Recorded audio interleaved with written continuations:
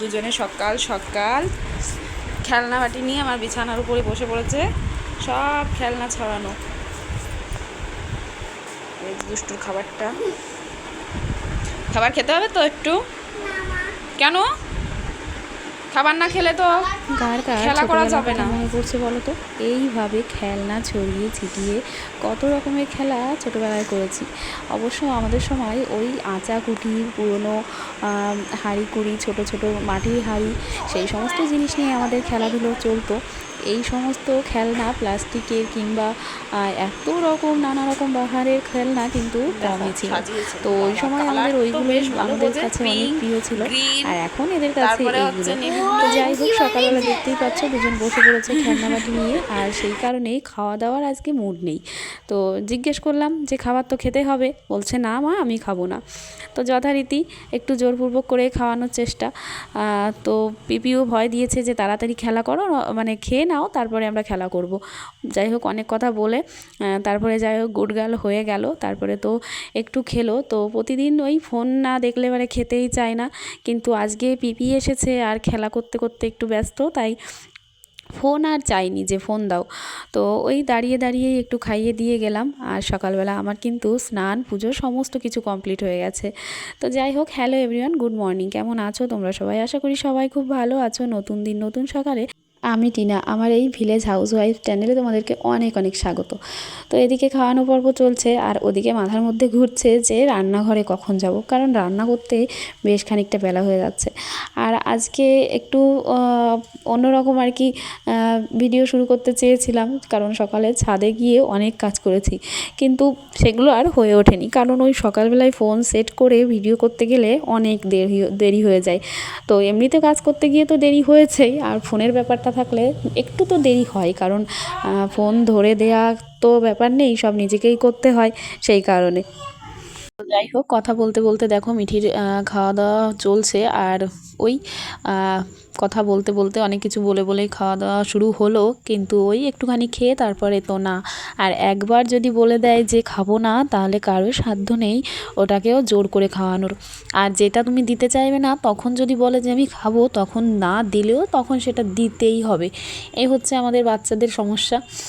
তো যাই হোক, খাওয়া দাওয়া শেষ হলো, আর তারপরে মুখ টুক ধুয়ে দিয়েছি। আর এই যে মাথার হেয়ার বেলটা দেখছো, এই হেয়ার বেলটা কবে থেকেই রয়েছে, কিন্তু কখনোই মাথায় দিতে পারি না। এরকম অনেক হেয়ার বেল রয়েছে ওর, কিন্তু সেগুলো চুলে দিতেই পারি না, ও নিতেই চায় না। কিন্তু আজকে যেহেতু পিপি নিয়েছে, তো সেই কারণে যাই হোক নিয়েছে। তো যাই হোক, আমি চলে এসেছি এখন রান্নাঘরে। আর কালকের রুটি ছিল জানো তো, মানে তো সেই রুটিগুলো কিছুতেই আর কি শেষ হয়নি বলতে, ভাত রেখেছিলাম কয়েকটা পান্তা ভাত, তো সেইগুলো খেয়েছিল বাবা, আমি সবাই খেয়েছিলাম মোটামুটি কয়েকটা করে। তো সেই কারণে কয়েকটা রুটি থেকে গেছে, আর সেই রুটি সকালবেলা আমরা খাওয়া দাওয়া করে নিয়েছি। তো যাই হোক, গ্যাসে আর রান্না হয়নি, উনুনেই রান্না করেছি। আর রান্না করতে গিয়ে ভিডিও করা হয় না, ওখানে গিয়ে আর কি সমস্ত কিছু গুছিয়ে ভিডিও করাটা একটু সমস্যা হয়ে যায়, কারণ একা হাতে কাটা কুটি, গোছানো, উনুনে জাল দেওয়া, সেই সমস্ত করতে গিয়ে। তো দেখো, আজকে রান্নাবান্না হয়েছে উচ্ছে দিয়ে চচ্চড়ি, কাঁচা কুমড়ো দিয়ে মাছের ঝোল, আর তার সঙ্গে খুশি আনাজ ভাজা। তো এই সব রান্না দিয়েই আজকে রান্না পর্ব শেষ করলাম। আর এদিকে দেখো রোদও উঠেছে, আবার হালকা মেঘলা, তার সঙ্গে হাওয়াও বইছে। বাপরে, সব জামা প্যান্ট উল্টে পাল্টে পড়ে আছে। নিচের থেকে ভাবছিলাম যে ওই হালকা হয়তো হাওয়া বইছে, কিন্তু ছাদে এসে দেখি যে না, সত্যি হাওয়াটা বেশ জোরেই বইছে। কারণ দেখো যে সমস্ত জামা প্যান্টগুলো নিচেই গড়াগড়ি খাচ্ছে। তো যাই হোক, সব কিছু শুকিয়ে গেছিলো, তাই সেই কারণে ওই ধুলোই লেগেছে। তো ঝেড়ে টেড়ে আবার নিয়ে গেলাম ঘরে। আর আকাশের অবস্থা দেখতেই পাচ্ছ, রোদ তো উঠেছে, আবার মেঘগুলো সব ভেসে বেড়াচ্ছে, মনে হচ্ছে যেন কখন এক জায়গায় হলেই নেমে আসবে। তো এই মেঘ এরকম মানে হতে হতে দুদিন হয়ে গেছিলো, কিন্তু বৃষ্টির কোনো খবরই ছিল না। তারপর একদিন গিয়ে রাত্রেবেলা হলো একটুখানি বৃষ্টি, তো সেটা হয়তো পরের ব্লগে তোমরা জানতে পারবে। তো এদিকে দেখো সমস্ত জামা প্যান্টগুলো তুলে নিয়েছি, মিঠি স্নানের জলের বোতলটাও নিয়ে নিয়েছি। আর সকালে আজকে ফুল তোলার জন্য ছাদে আসেনি হয়তো মা, সেই কারণে দেখলাম জবা ফুলটা বেশ বড় একটা জবা ফুল ফুটে রয়েছে। তো যাই হোক সব কিছু নিয়ে নেমে গেছি। আর এদিকে দেখো ভাবলাম যে মিঠিকে সবেমাত্র খাইয়েছি, তো সেই কারণে একটু পরে স্নান করাবো। তো আমি আর অনামিকা মিলে কয়েকটা বিড়ি ছিল প্যাকেট করতে, আগের দিন তো করেছি, তো এক প্যাকেট ছিল, তো সেইগুলোই একটু গুছিয়ে দিচ্ছিলাম। আমি যখন রান্না করছিলাম ও তখনই বসেছিল বিড়িগুলো ভরতে। তো হয়ে গেছে প্যাকিং করা, এখন শুধু মুখগুলো আর কি মানে পুড়িয়ে নেওয়ার ব্যাপার। তো তারপরে মিঠিকে স্নান করিয়ে দিয়ে এই যে ঘুম পাড়িয়ে দিয়েছি। আর আজকে জানো তো আমাদের বাড়িতে খাওয়া দাওয়ার কোনো ঠিক ঠিকানা নেই। সকালে ওই বাসি রুটি খেয়েছে সবাই, তো কেউ খাওয়া দাওয়া করেনি। আর মিঠিকে আমি খাওয়ানোর পর একটুখানি থালায় ভাত বাঁচে, তো তার মধ্যে আমি আর একটুখানি নিয়ে অল্প করে আর কি খেয়েছি। আর তোমাদের দাদাভাই কটা খেয়েছে। তো সেই খাবার খেতে খেতে সবার দুপুর হয়ে গেছিলো। আর আজকে আমাদের বাজার বন্ধ, একজনে মারা গেছে বাজারে, সেই কারণে। তো সেই কারণে বাবাও আজকে বাড়িতেই ছিল। আর এদিকে দেখো মিঠিকে ঘুম পাড়িয়ে দিয়ে আমি বিড়িগুলো সব আর কি মুখগুলো গুজে নিলাম আর বাবাকে খেতে দিয়েছি। এখন ওই 1টা-1.5টা মতো, একটু বেশি হয়তো 2টো হয়তো বাজে। তো বাবা সবে স্নান করে আর কি খাওয়া দাওয়া করছে, তারপরে আর কি একটু ঘুমিয়ে তারপরে বাজারে যাবে।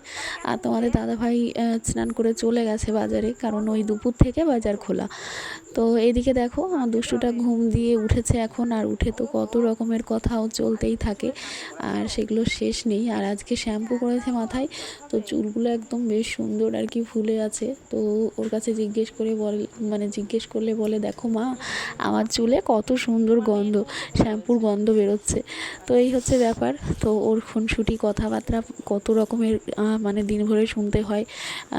কথাগুলো শুনে আমি একবারে হাঁ হয়ে যাই, কারণ এত পাকা পাকা কথা কোথা থেকে শিখে ফেলছে আমি নিজেও জানি না। আর তারপরে এখন চলছে দুজনের আর কি একটু আমাদের খুনসুটি আর কত রকমের দুষ্টু দুষ্টু কথা। তো এগুলো চলতেই থাকে সারাদিন। আর এদিকে আমাকে দেখে হয়তো আজকে অনেকেই বলবে তোমাকে কেমন দেখা যাচ্ছে। অ্যাকচুয়ালি এই গরমেতে মালাও না পরতে ইচ্ছে করে না, আর কানের পরে থাকতেও ইচ্ছে করে না। তো সেই কারণে আমার সব কিছুই এখন বর্তমানে খোলা রয়েছে। আর গরমে সকালবেলা থেকে এত বারে বারে মুখ ধুয়ে মুছতে মুছতে আমার টিপটা উঠে গেছে। তো একদমই কেমন লাগছে আমি নিজেও দেখে সেটা ভাবছি যে কেমন যেন লাগছে সত্যি। তো যাই হোক, পরে ভাবছি যে একটু পরে নেব। তো এদিকে দেখো সোনাকে আমার রেডি করে দিয়েছি, আর এখন একটু ঘুমের মানে ভঙ্গি দিচ্ছে, ঘুমের নাটক করছে আর কি। এরকম ওর হঠাৎ হঠাৎ ঘুম পেয়ে যায়, তারপরে উঠে ব্রাশ করে, মুখ ধোয়, কত রকমের কাজ ওর। তো যাই হোক, ওই যে বললাম আমাদের খাওয়া দাওয়ার আজকে কারোরই ঠিক ঠিকানা নেই, এক এক সময় এক একজনের খাওয়া দাওয়া চলছে।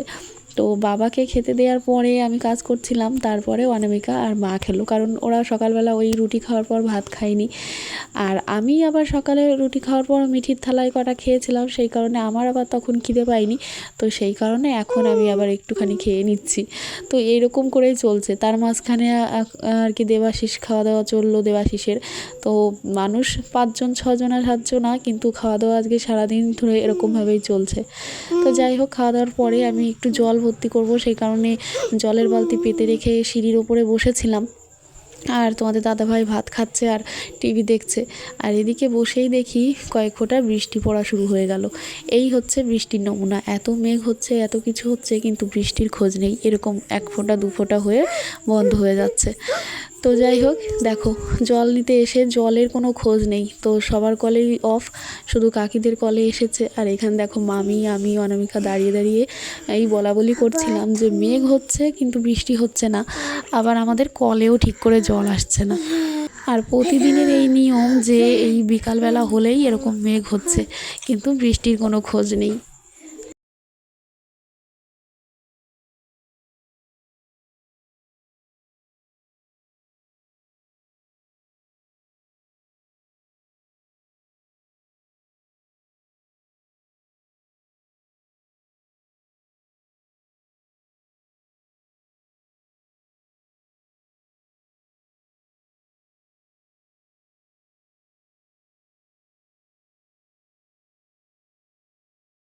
মেঘ করার পর মনে হচ্ছিল ঝড় ছাড়ার মতন হাওয়া দিচ্ছে।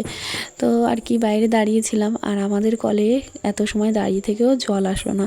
তো শেষে মামিদের কলে এসেছে, তো সেই কারণে ওখান থেকেই 2 বালতি জল নিয়ে এলাম। আর কি একটু রান্নার জল গুছিয়ে না রাখলে সকালবেলায় বেশ সমস্যায় পড়তে হয়, কারণ কলের জলের তো আমরা রান্না করি না, ওই সোলার থেকে জল এনে দেবে তারপরে। আর খাওয়ার জলটা রান্নার কাজে ব্যবহার করলে তাহলে তো মানে হয়ে ওঠে না সেরকম। তো যাই হোক, এই দেখো আমার দুষ্টু বুড়িটা ঘরে ওর কাকার সঙ্গে খেলা করছিল। তো জানি না কি হয়েছে, হঠাৎ করে দেখি রাগ করে এখানে এসে বসে আছে, কিছুই বলছে না। তারপরে আর কি ওর বাবা মুড ভালো করার জন্য একটু ঘুরিয়ে নিয়ে এলো গাড়িতে করে, আর তারপরে খাবার নিয়ে চলে এসেছে। তো এসে আমি বলছি যে ও মা কী করতে গেছিলে, কোথায় গেছিলে, কি এনেছো? আমাকে বলছে মা তোমার জন্য দেখো চিকেন নিয়ে এসেছি। তার মানে ওর বাবা ওকে বলেছে যে চিকেন পকোড়া নিয়ে এসেছে, সেই কারণে ও আমাকে বলছে মা তোমার জন্য চিকেন নিয়ে এসেছি, পকোড়াটা আর বলতে পারিনি। তো এই আর কি, অ্যাকচুয়ালি আমি বলেছিলাম তোমাদের দাদাভাইকে যে একটু খাবার নিয়ে আসতে, কারণ বিকালে এই মেঘলা মেঘলা ওয়েদারে মনে হয় যেন একটু ভাজা পোড়া খায়, তো সেই কারণেই। তোমাদেরও কি এরকম হয়, এরকম মেঘলা হলে একটু বৃষ্টি হলে এরকম ভাজা পোড়া খেতে ইচ্ছে করে? আমার তো ভীষণ ভালো লাগে, আর তার সঙ্গে বৃষ্টির মধ্যে যদি হয় খিচুড়ি, তাহলে তো কোনো কথাই নেই। তো এই দেখো এখানে সিঙ্গারা নিয়ে এসেছিলো, পকোড়া নিয়ে এসেছিলো, তার সঙ্গে আবার আমাদের ছোটো তাওই মশাই এসেছে অনামিকাকে নিতে। তো ও মানে উনিও আবার পেঁয়াজি নিয়ে এসেছিলো, তো সেইগুলোই আমি প্লেটের মধ্যে নিয়ে নিয়েছি। তো এদিকে তোমাদের দাদাভাই আর মিঠি খাওয়া দাওয়া চলছে, আর ওদিকে আমাদের তাওই মশাইকেও দিয়ে দিয়েছি, আর অনামিকাকে দিয়েছি, দেবাশিসকে ঘরেই দিয়ে এসেছি, কারণ ওরা আবার রেডি হয়ে গেছে। ওরা বলতে শুধু অনামিকা, দেবাশিস যাচ্ছে না। তো ওই যে ও রেডি হয়ে একদম বেরিয়ে পড়েছে। আর মা জিজ্ঞেস করছিল কদিন কি থাকবে, অ্যাকচুয়ালি ভোট সামনে তো সেই কারণে ভোটটা দিতেই যাচ্ছে। আর আমার ভোটও একদম ট্রান্সফার হয়ে এখানে চলে আসার কথা ছিল, মানে আমার শ্বশুরবাড়ির পাড়ায়, কিন্তু সেটা তো আমার আসেনি, সেটা তো চলে গেছে অন্য জায়গায়, মানে বগুলা কলাতলায়। তো সেটাও দিতে যেতে হবে আমার, একদম একটা হ্যাপার কাজ। তো এই হচ্ছে ব্যাপার। আর আজকে একটা বিশেষ ব্যাপার হচ্ছে, কাকিমণি চলে যাচ্ছে, আর আমার মিঠি কিন্তু কান্নাকাটি করেনি, একদম গুড়গালের মতন দাঁড়িয়ে টাটা করেছে। অ্যাকচুয়ালি ওর কাকা যদি সঙ্গে যেত তাহলে ও তো কান্নাকাটি করতো, কিন্তু কাকিমণি একা গেছে, কাকা রয়েছে, সেই কারণে আর কিছু বলেনি। আর এই যে চলে এসেছি তারপরে আমরা সন্ধ্যা দেখানোর জন্য মামাদের বাড়িতে। তো এখানে এসেই দেখো পিপিকে আর দিদিকে পেয়ে খেলা করতে বসে পড়েছে। তো আর কি এখানে দেখো আমি এই যে রানাদের ঘরে আর কি সন্ধ্যা দিচ্ছি, আর বাড়ি গিয়ে তারপরে আমাদের ঘরে সন্ধ্যা দেব। তো যাই হোক, ব্লগটা আজকে একদম এখানেই শেষ করছি। আর বাড়ি গিয়ে তারপরে তো সন্ধ্যা দেখানোর পর রান্নাবান্নার কাজ রয়েছে। তো কেমন লাগলো আজকে ব্লগটা অবশ্যই কমেন্ট করে জানিও, আর অবশ্যই চ্যানেলটিকে সাবস্ক্রাইব করে দিয়ে পাশে থেকো। তো শেষে তোমাদেরকে একটু দেখো গোপু, তারপরে রাধাকৃষ্ণ সবাইকে দর্শন করিয়ে দিলাম, কেমন লাগলো অবশ্যই জানিও কিন্তু। তো আজকের মতন টাটা, সবাই ভালো থেকো।